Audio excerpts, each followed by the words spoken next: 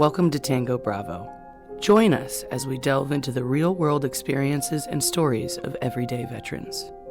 Today, we will begin with a series that will provide an in-depth look into the lives and stories of 3 American veterans. These stories cover deeply personal elements of the day-to-day aspects of the lives of American service members. It is a profound privilege to be able to share these stories with you. Join us as we experience life through the eyes of an American veteran. I'm Blake. I was an A1C in the United States Air Force, Security Forces. I was stationed in Minot, North Dakota. I served 2 years of a 6-year hitch. There was a lot of yelling. They started kind of instructing us. At some point I picked up the portfolio and a BMTM-1. I don't remember if that was in processing or if they gave it to us the second morning. But we all had to go and put on our canteens and our belts. Those were hanging on the ends of the bed on the post. And then we all filed out. We did that wrong. Got yelled at for that. They lined us up by height in 2 directions. So what ended up happening, I don't remember if it was the front left corner or the front right corner, but the shortest person had to be there. And then it had to build across the rows. And they just kept like refiling you and moving you around. And then they explained like, this is where you stand from now on. Whenever we form up, this is it. So that happened. And then we started marching. That was a big day. We marched across the base. We went and lined up and got haircuts. We went and lined up and got issued a duffel bag, and then had to line up and go through a bunch of different stations.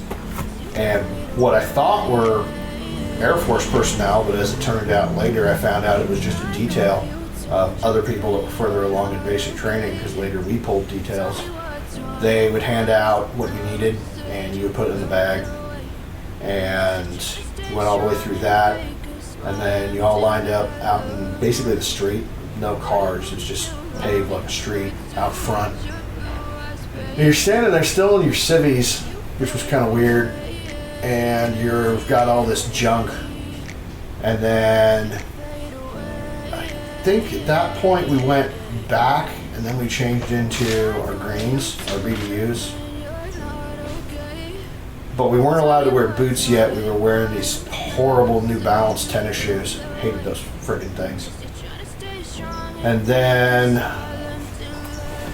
there's a lot more going around the base and getting other issued things. At that point, my memory drops off until I think it was week 2, I want to say. We started getting to the point where, you know, we could wear boots, but only at certain times for certain marches. And we could, we went to different, I think we went and got we got some shots and needed, it was week 2, I think. By week 3, we started pulling details. I pulled kitchen detail. I pulled basically yard work. You would go and we did a bunch of yard work around the confidence course. The confidence course is a place that comes up later in basic. I'll say we did that in week 2, and then week 3 I think was the first run of the confidence course.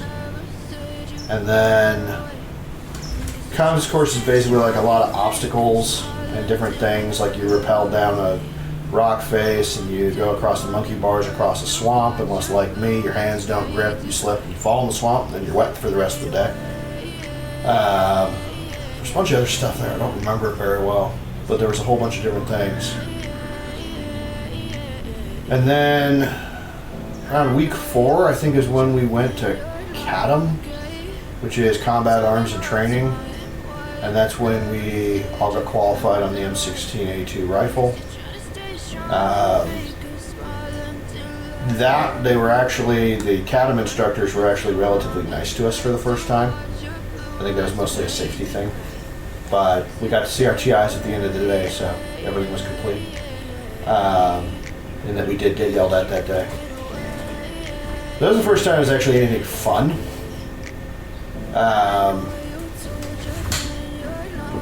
I can't remember which week it was in, but we took another run at the confidence course.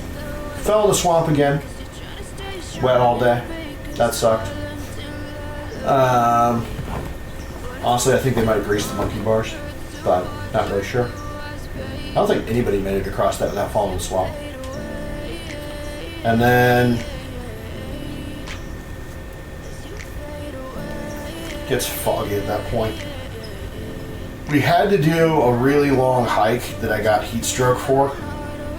Like really bad heat stroke. Like the entire next day, it was on a Friday, the entire next day was Saturday. Because Saturday and Sunday in basic training is just really weird. Basically you sit there and organize your personal drawer, read your mail, or stare at the ceiling. Or try to talk to the other knuckleheads that are there, which I didn't really make many friends in basic.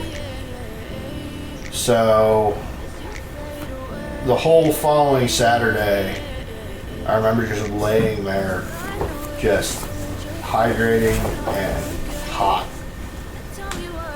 And then we had a final march, and part of that was making sure the guy in front of you didn't fall down, because that happened a lot. Essentially, there were two guys in front of us that me and another guy basically just carried to the end. And there's a river, they call it a river, it's really just a really deep creek. But you all have to cross it, your bags can't touch the water. It's basically a teamwork exercise. And once you cross it, you go from being airman basic to being airman. And you get to be called airman for basically week 6. In week 6 is the first time you get to see your blues. And then there's a graduation ceremony at the end where your family shows up. It's kind of weird because at that time they were really worried about public displays of affection, or PDAs as they called them. Everything's an acronym. And so you see your mom and your dad, but it's kind of strange for them because like you're not supposed to hug them or anything like that. And then you got to go off base with your family. We went and saw The Matrix. Hung out with them.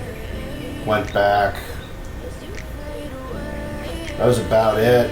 And then the following Monday, everybody else got to put on their blues and catch a flight somewhere. And then all the people that were going to security forces training got to stand on the corner in their greens and wait for a bus to show up to take them to the other side of Lackland.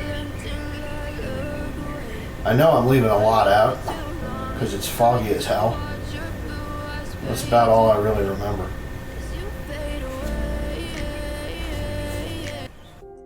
This is Tango Bravo.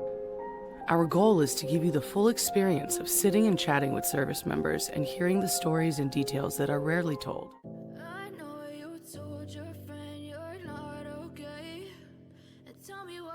And as always, please like this video and all others that you've enjoyed so far. Don't forget to subscribe and ring that notification bell. Thank you for your interest and support in our developing channel. And remember, if you are watching this, you are a card-carrying member of the Thrill Hammer Nation. Thank you.